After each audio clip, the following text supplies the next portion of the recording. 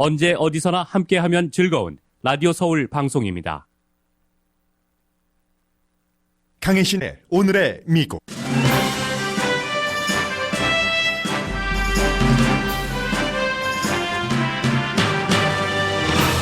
미국 이자율이 마이너스가 될 수 있을 정도의 경기 불황이 올 수 있다는 경고가 잇따라 나옵니다. 가장 큰 원인은 중국과의 무역 마찰이 내년 대선 전에 끝나지 않을 것이라는 전망이 강해지기 때문입니다. 미국이 중국산 수입품에 대한 관세를 또 부과하면 가장 크게 타격받는 소매업체는 달러스토어입니다. 대부분의 소매업소는 이미 물건의 양을 적게 하고 질을 나쁘게 하는 꼼수로 소비자들을 오도하고 있습니다.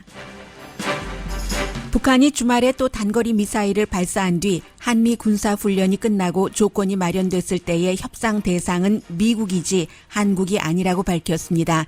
트럼프 대통령도 자신은 한 번도 한미 합동 군사훈련을 좋아했던 적이 없다고 되풀이 트윗했습니다. 한국에서 10억 달러 방위비 분담금을 받는 게 렌트 컨트롤이 있는 아파트 렌트비 약 114달러를 받는 것보다 쉬웠다고 자기 자랑을 하면서 트럼프 대통령이 문재인 대통령을 조롱했습니다. 아베 신조 일본 총리도 조롱했지만 아베 신조 총리의 아버지는 카미카제였다면서 선망했습니다. 아베 신조 일본 총리 아버지는 카미카제를 선망했지만 카미카제는 아니었습니다. 임기 928일 동안 트럼프 대통령이 거짓이나 왜곡을 말한 게 약 12,000건이라고 워싱턴 포스트가 집계했습니다.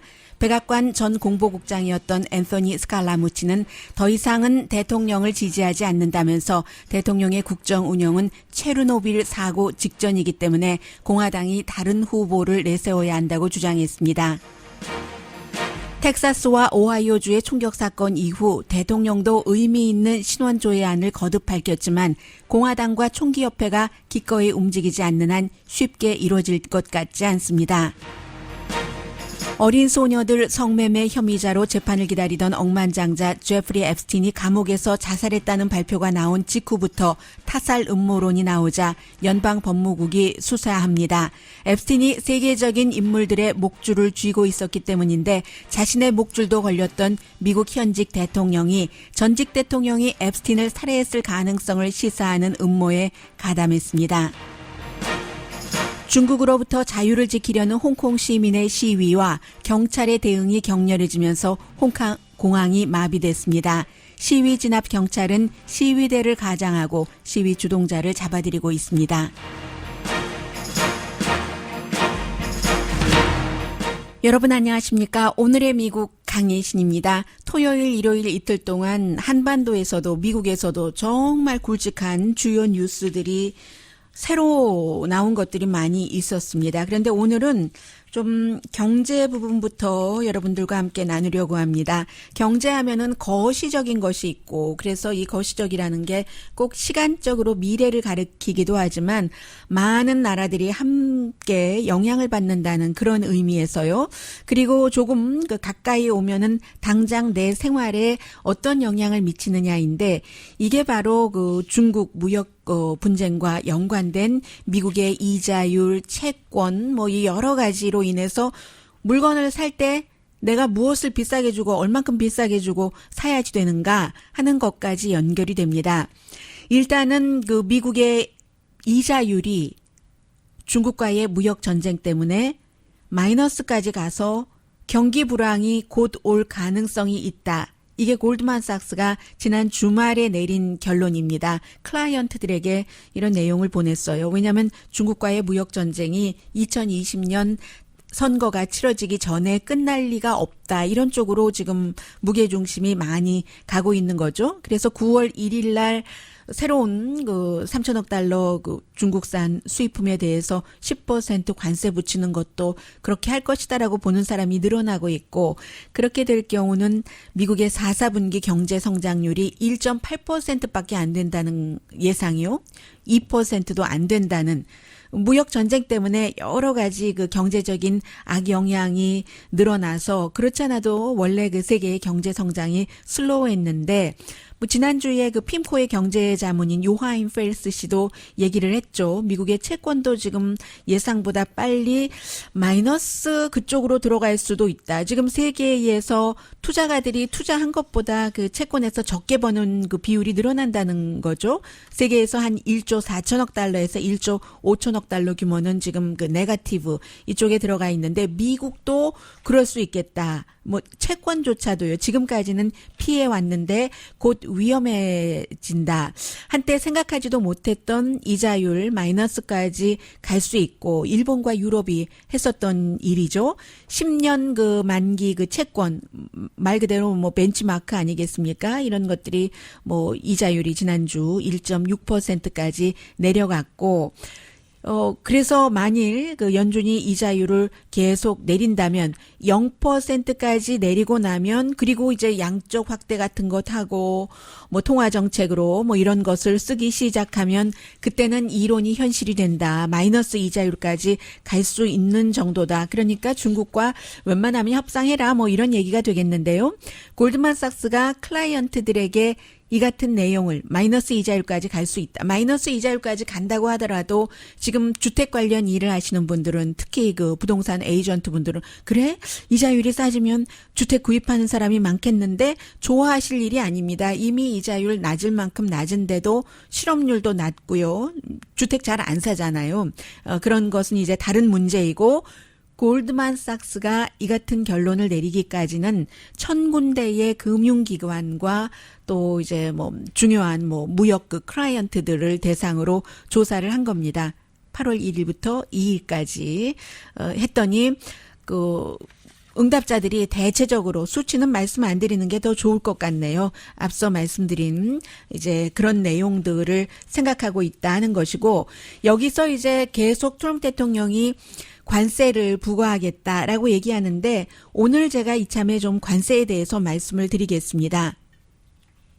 관세를 부과한다 하면서 트럼프 대통령은 계속 중국 수입품이 중국에서 내는 거다. 이 돈을 관세라는 게 테리프라는 게 중국에서 내는 것이다라고 얘기를 하고 그게 아니라 미국 회사에서 내는 것이다라고 말씀을 계속 드리고 있습니다. 그런데 이 관세라는 게 물론 미국 회사가 미국 재무부에 들어가는 돈이긴 하죠. 그런데 왜 이게 국민이 세금을 더 내는 거고 물건은 작아지면서 돈은 더 내야지 되는가 설명을 드리겠습니다. 정부가 그 수입 물건과 서비스에 물리는 세금이 관세이고 그리고 일반 우리가 내고 있는 세금은 텍스, 일반 세금으로 불리고 있습니다. 그 목적은 수입품에 대해서 수입품 값을 올려서 수입을 덜하게 하는 거죠. 수입하는 물건의 매력을 덜하게, 경쟁을 덜하게 국내에서 만드는 거에 비해서 국내 상품이나 국내 서비스 보다요. 그런데 이게 이미 분업이 됐기 때문에 중국에서 미국이 비행기를 수입하거나 군수물자를 수입하거나 하지는 않잖아요. 소비품을 수입하고 반대로 중국은 중국에서 아직까지 만들기 힘든 보잉의 뭐 비행기를 수입해가고 하는 건데 어쨌든 관세의 원래 목적은 그렇고 그러면 미국 회사가 미국 세관국에 이 트럼프 대통령이 9월 1일부터 중국산 그 수입품에 대해서 10%를 올린다 하면은 그 값을 세관국에 내야지 됩니다. 그러면 미국 회사들이 돈을 벌자고 장사를 하는 건데 그냥 살점을 떼서 미국국 관세국에 내고 소비자에게는 값을 안 올리진 않잖아요. 값을 당연히 올리겠죠. 그렇게 될 때 누가 베네핏을 보느냐? 어떤 분들은 미국이 그럼 세금이 늘어나는 거잖아 라고 얘기를 하기도 합니다. 그런데 이게 꼭 그렇지가 않거든요. 평균 그 관세라는 게 지금 수입품에 대해서 2% 정도인데 미국이요. 뭐 중국의 일부에 대해서는 지금 25%까지 뭐 10배 넘죠. 그렇게 간 건데 그리고 미국에서 수입하는 상품의 거의 반, 약 반은 관세가 없습니다. 여러 가지 그 무역 구조가 새로 바뀌어져서 너네가 잘 만들고 싸게 만드는 걸 우리가 수입해다 쓰고 우리가 싸게 잘 만드는 것을 당신네 나라가 수입해다 쓰고 이런 구조가 돼 있기 때문에 수입품의 반에는 관세를 붙이지 않는 거죠.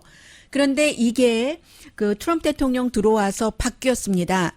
물론 민주당이나 공화당이나 전부 중국이 그 미국에 대해서 무역 흑자를 많이 보고 있다. 중국을 좀 다뤄야 되겠다. 테크놀로지도 그렇고 저작권 보호법도 그렇고 이런 기본적인 생각은 있지만 트럼프 대통령이 아메리카 퍼스트 경제 정책을 쓰면서 무역 적자를 줄이려고 이게 관세를 자꾸만 동맹국에도 뭐 철강부터 시작해서 붙이는 거고요.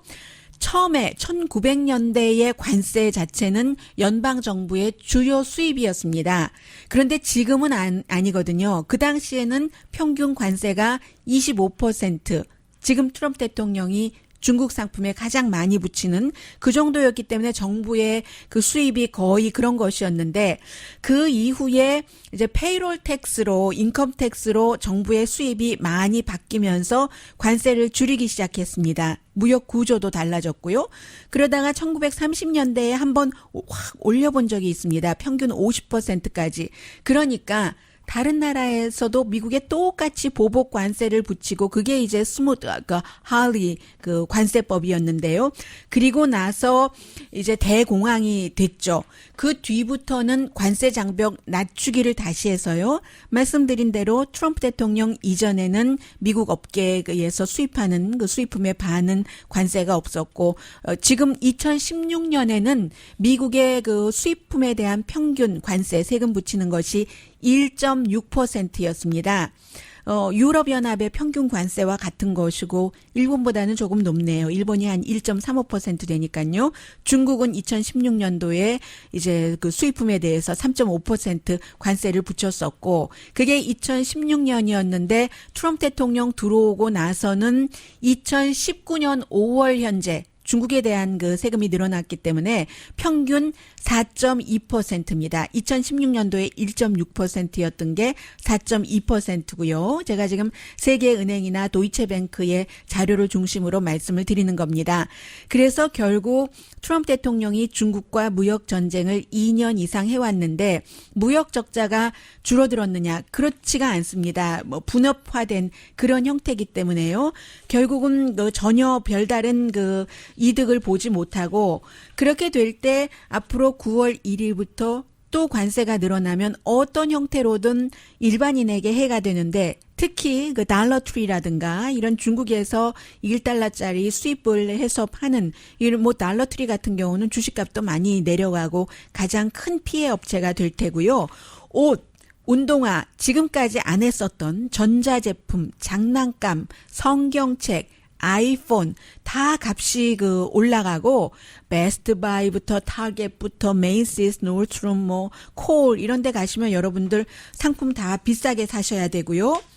이미 물건을 사시는 분들은 아십니다. 뭐 농산물부터 여러 가지 그 뭐 전문적인 용어로는 그 슈링크플레이션이라고 부르는데 보통 인플레이션이 뭐 가격이 올라가고 하는 거잖아요. 물가가.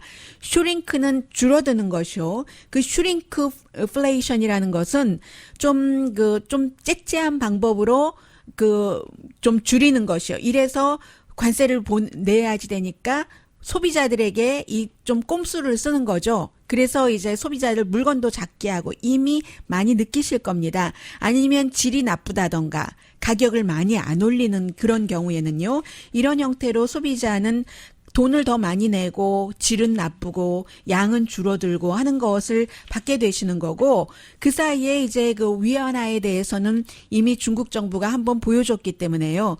그래? 그러면 우리 이렇게 위안화 계속 떨어지는 것 뭐 방치할 수도 있어. 대선에 별로 좋지 않을 것 했기 때문에 위안화가 내려가고 달러 가치가 높아지면은 미국 수출은 또다시 어려워지는 것이고요. 미국의 돈을 달러 가치가 높아지면 많이 내고 미국 물건을 사가야지 되니까요. 그래서 뭐 중국에서도 그 중국 물건 수출에는 위안화 가치가 낮은 게 도움은 되겠지만 또 국가 신용이 나빠지기 때문에 함부로 쓰진 않겠지만 중국은 여러 가지 카드가 쓸 수 있고 트럼프 대통령이 무역 전쟁으로 무조건 미국 좋다 얘기하는 것이 꼭 좋은 게 아니라 앞서 말씀드린 그런 형태의 나쁜 결국은 마이너스 이자율까지 오면서 경기가 활성화되진 않고 오히려 반대 방향으로도 갈 수도 있다는 게 뭐 골드만삭스가 얘기한 것이고요. 오늘 한국일보를 보시더라도 12면인가에 보면은 뭐 CNN에서 본인 프로그램도 갖고 있고 워싱턴 포스트의 컬럼도 쓰고 있는 GPS라는 프로그램을 갖고 있는 파리드 자카리아가 이 중국 무역에 대해서 트럼프의 불통 무역 전쟁 이렇게 한국말로 친절하게 한국일보에서 번역을 해놨네요. 이 기사도 보시면 참고가 되실 것 같습니다.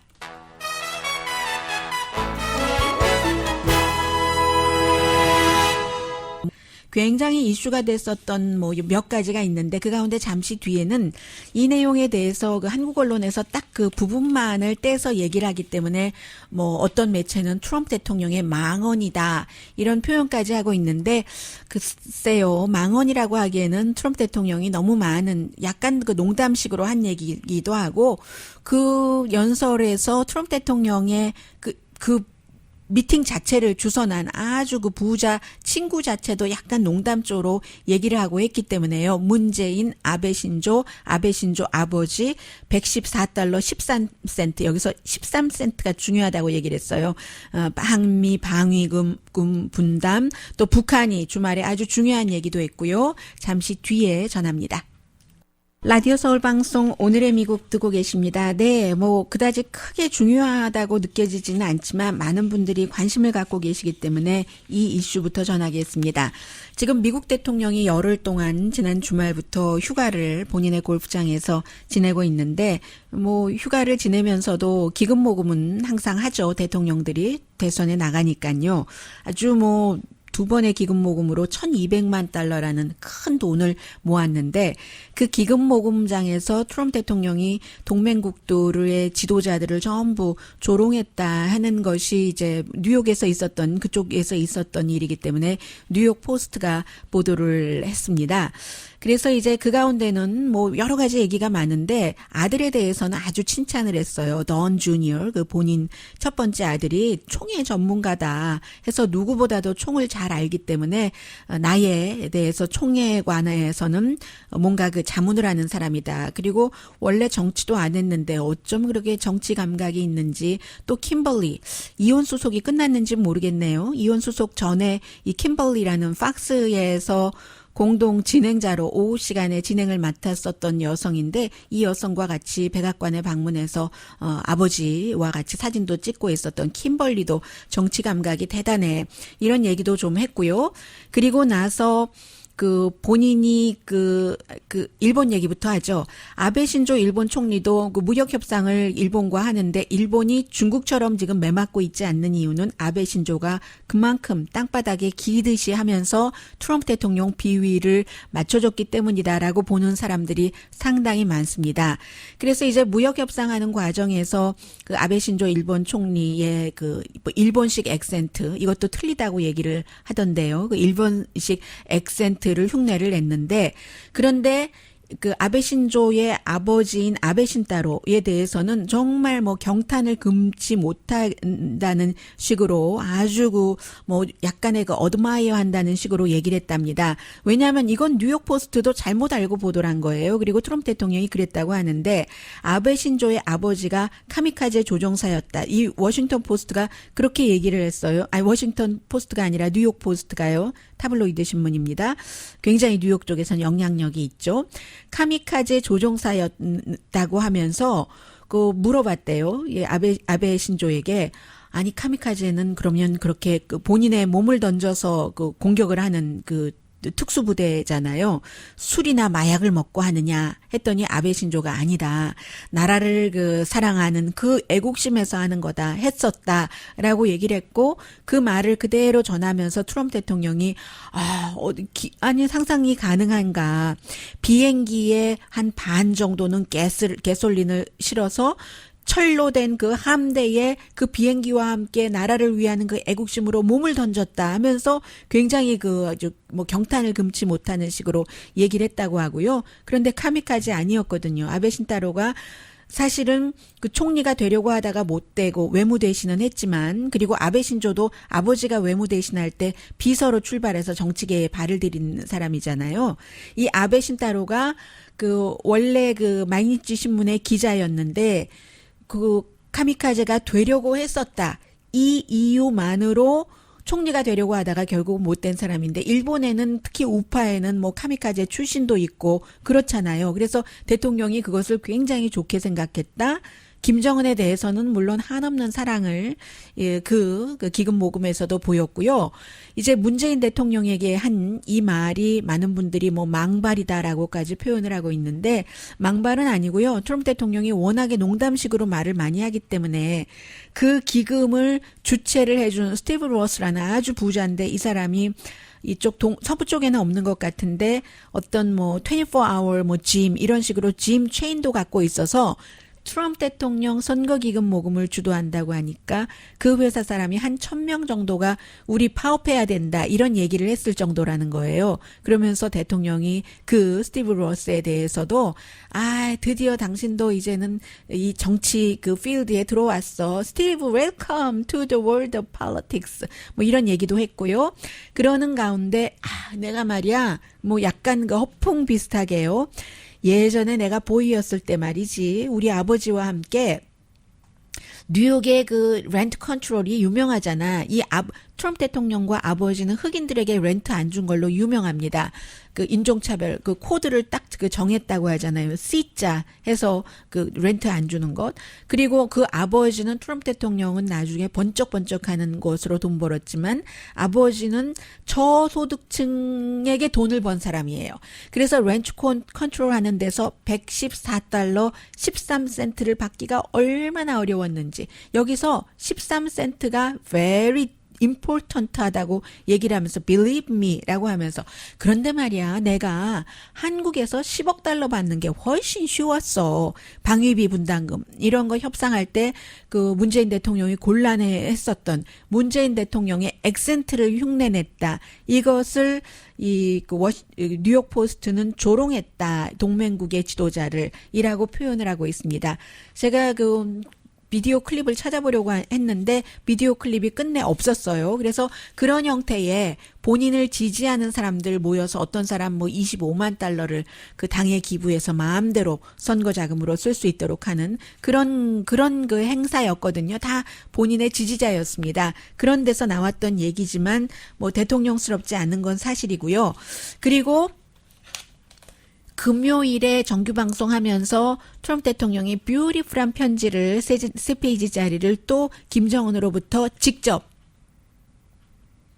북한에서 내 오피스로 뭐 누구 통하지 않았다 이거예요. 한국이건 어디건 그렇게 왔다 하면서 자랑을 했는데 몇 시간 뒤에 김정은 위원장이 단거리 미사일을 또 발사를 했고 그리고 나서도 이제 뭐 트럼프 대통령은 뭐 훈련 끝나면은 뭐 판문점에서 만나고 나에게 스몰 사과도 했다. 단거리 미사일 발사 확인되지는 않았습니다. 사과했는지 안 했는지 하면서 나도 이 뭐 한 번도 그 한미 군사 동맹 운동 군사 훈련에 팬인 적이 없었다. 돈이 많이 드니까 돈을 더 내야지. 왜 한 푼도 안 내? 이런 얘기를 많이 했거든요. 그리고 나서 주말에 참 그 미국 대통령이 동맹을 약화시킨다. 그리고 북한도 마찬가지로 북한도 권정근이라는 미국 담당 국장의 담화로 우리가 다시 대화로 향한 좋은 기류가 생겨서 대화에 나간다 해도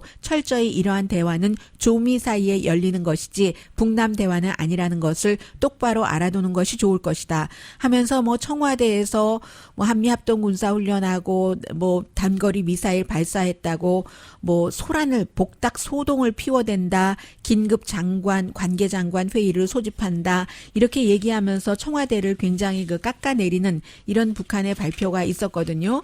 그래서 정경두 같은 웃기는 것을 내세워 체면이라도 좀 세워보려고 허튼 망발을 늘어놓는다면 기름으로 붙은 불을 꺼보려는 어리석은 행위가 될 것이다. 그렇게도 안보를 잘 챙기는 청와대인이 새벽잠을 제대로 자기는 코집이 글렀다. 뭐 이런 그 성명을 발표를 했는데 이러한 것들을 보면서 미국 언론에서는 남북 관계가 문재인 대통령과 김정은이 3번이나 만났어도 얼마나 깨지기 쉬운 것인가 하는 것을 알 수가 있다는 얘기를 했고요.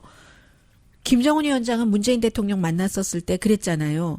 그동안 저희 때문에 잠 못 이루는 밤을 많이 보내셨을 텐데 앞으로는 그런 일 없게 해드리겠습니다 하고는 사실은 4월 달에 미팅에서 약속했던 것을 위반한 거잖아요. 지금 계속 단거리 미사일 발사하는 것이 전부 유엔의 결의안도 위반하는 것이고, 그러면서 북한이 또 이런 얘기까지 했어요.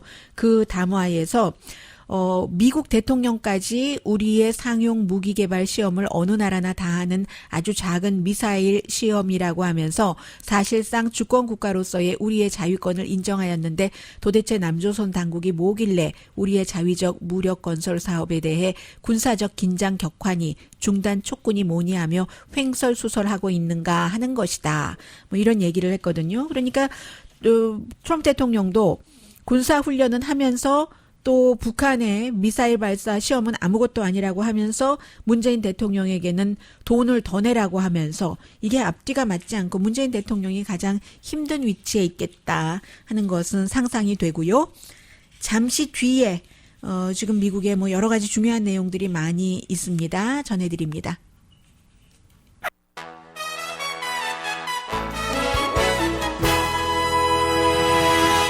라디오 서울 방송 오늘의 미국 듣고 계십니다.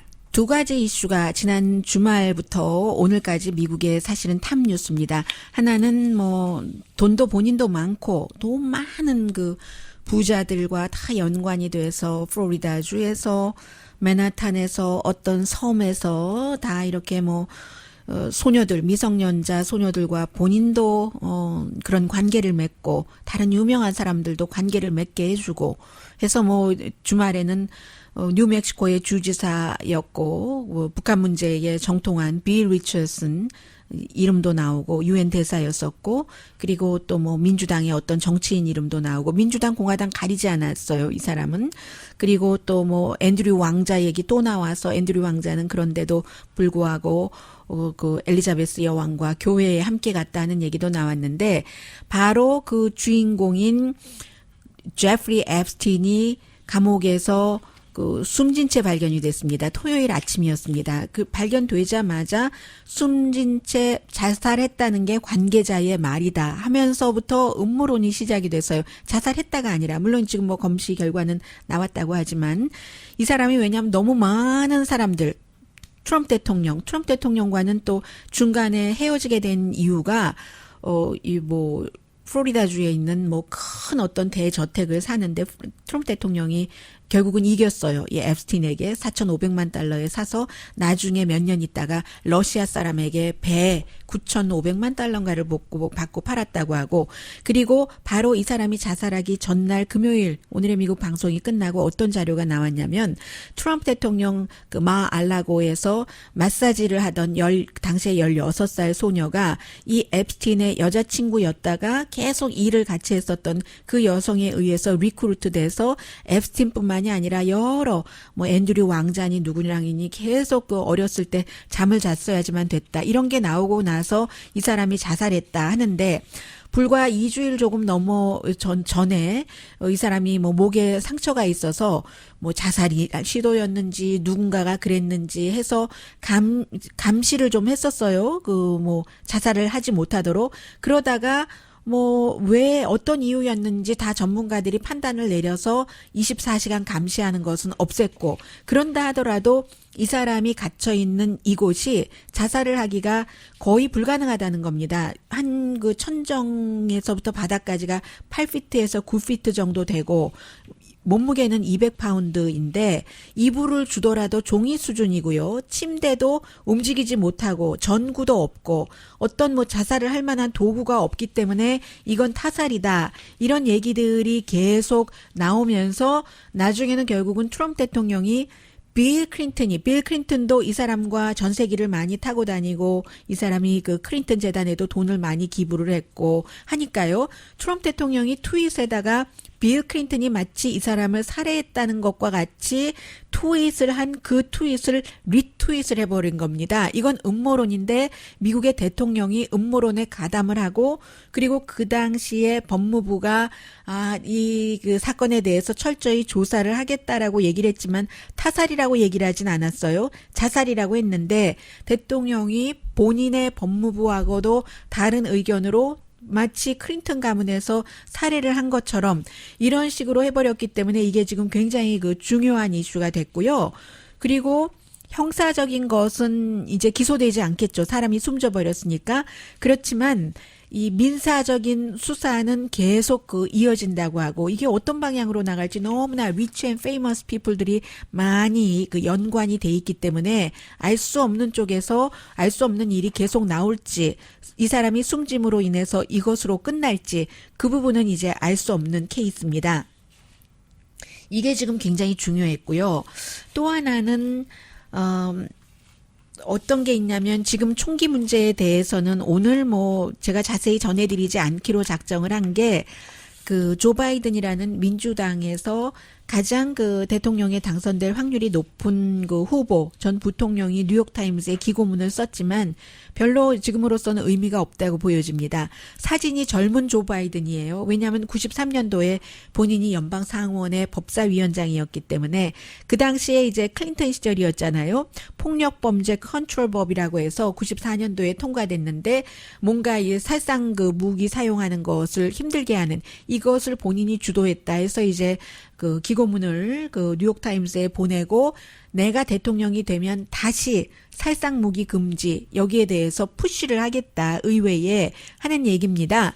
그런데 이게 그 뭐 이 사람이 대통령이 될지 안 될지도 모를 뿐더러 총기 문제라는 게 저도 금요일에 말씀드리면서는 대통령도 총기를 살 때 신원조회를 강화하는 이것을 그 굉장히 신경을 쓰고 있다라고 말씀을 드렸는데 주말 지나면서 이렇게 보니까 총기협회는 절대로 그러한 안에 협상할 것 같지 않거든요. 협상할 가능성이 1% 나오기도 힘들 것으로 보이고 그리고 총기라는 것은 문화전쟁이고 그 20명의 어린이들이 숨졌을 때도 그것도 전에 그 샌디 훅 초등학교에서 20명의 어린이가 숨졌을 때도 공화당이 꿈쩍하지 않았습니다. 상원이 움직이질 않았어요. 6표가 모자라서 그때도 뭐 의미 있는 총기 규제안이 통과되지 않았었거든요. 그런데 지금 대통령이 휴가 중이죠.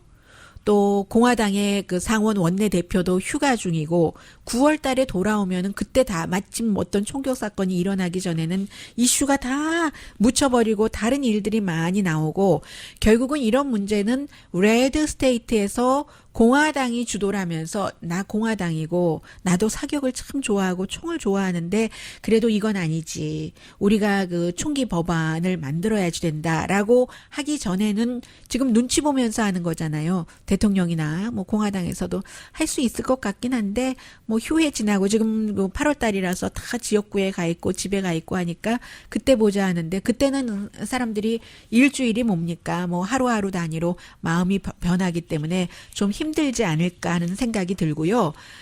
이게 이제 다 텍사스와 오하이오주에서 총격 사건이 일어났기 때문에 되는 건데 주말에 가장 많은 분들이 얘기하셨던 것 가운데 하나가 이겁니다. 두 가지 사진이에요. 특히 그 머린 다우드라는 뉴욕타임스의 칼럼니스트가 아주 그 극단적이고 아주 그 독서를 많이 얘기하기 때문에 여러분들께 자주 소개를 해드리지는 않는데 이번에 그 칼럼에서 쓴 걸 보면 두 가지 사진을 비유를 했는데 하나는 오바마가 그때가 아무튼 뭐 임기 2기인가 그랬어요. 미국에서 백악관에서 누가 일하다가 나간다던가 하면은 대통령과 가족들이 이제 기념사진을 찍는 이제 그런 것들이 있는데 오바마 대통령 당시에 부시 대통령 때부터 일했던 국가안보국의 한 스텝이 그 흑인계였어요. 와이프, 본인, 두 아들 아주 예쁘게 차려입고 집무실에 와서 대통령과 가족 사진을 찍는데 아들들이 대통령에게 질문을 할 게 있다고 했어요. 그 질문이 뭔지는 모르고. 그러니까 이제 대통령이 하라고 그 자리에서 부모들도 알게 된 건데 먼저 둘째 아들이 질문을 했는데 하도 목소리 작게 샤이하게 해서 대통령이 못 알아들어서 다시 물어봤을 정도였거든요. 이제 사진을 말씀을 드리는 겁니다. 그때 이 아이가 5살짜리였는데 대통령에게 물어본 게 그 당신의 같은 블랙이잖아요. 헤어도 나처럼 곱슬거리느냐라고 물어봤어요. 이 블랙 피플들은 이 헤어 곱슬거리는 것 때문에 가발을 쓰잖아요. 그랬더니 대통령이 주저하지 않고 아이의 그 키에 맞춰서 그냥 구부려서 만져봐 touch it dude 라고 얘기를 한 거예요. 그래서 이 아이가 이게 만져보고 나서 내 머리칼이랑 같네 라고 얘기하는 것을 당시의 백악관의 사진사가 찍어서 트럼프 대통령의 사진 가운데서 유명한 사진 가운데 하나가 이 사진이고요.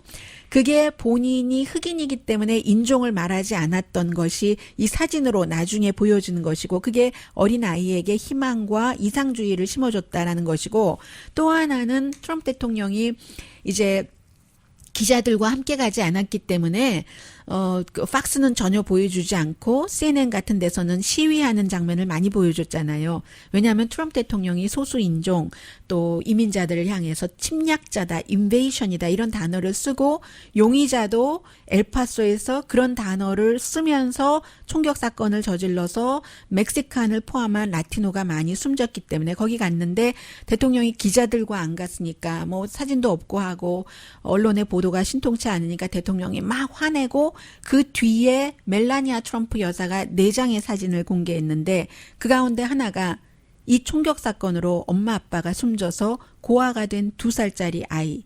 이 아이를 엄마가 지키려다가 그리고 남편은 또 와이프를 지키려다가 숨져버린 거예요. 이 아이는 이제 평생 엄마 아빠를 볼 수가 없습니다.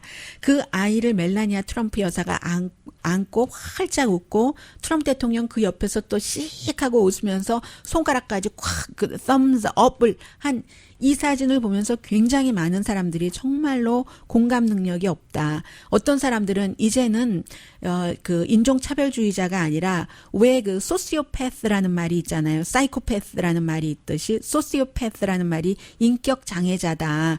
전혀 다른 사람의 공감, 고아를 안고 어떻게 그렇게 웃을 수가 있느냐. 물론 이 고아 어린이의 삼촌은 이 어린이의 아버지 어머니가 트럼프 대통령 지지자였다. 대통령을 만나고 싶었다. 이렇게 얘기를 하지만 그 사진을 찍고 그 사진을 또 직접 그 멜라니아 트럼프 여사의 트위터에 올렸다는 것 자체로 굉장히 이슈가 됐었습니다.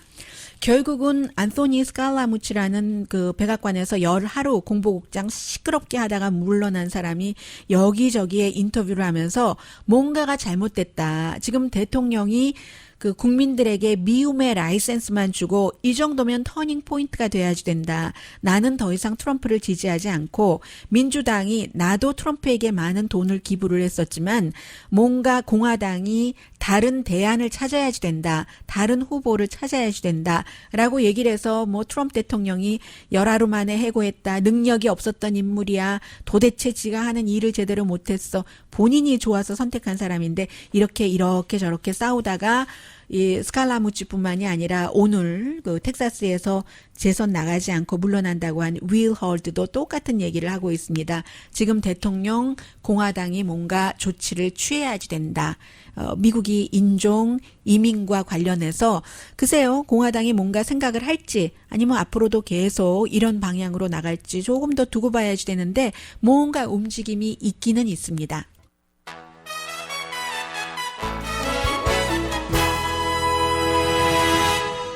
라디오 서울 방송 오늘의 미국 듣고 계십니다. 네. 방송 들어오기 직전에 이 뉴스가 나오던데요.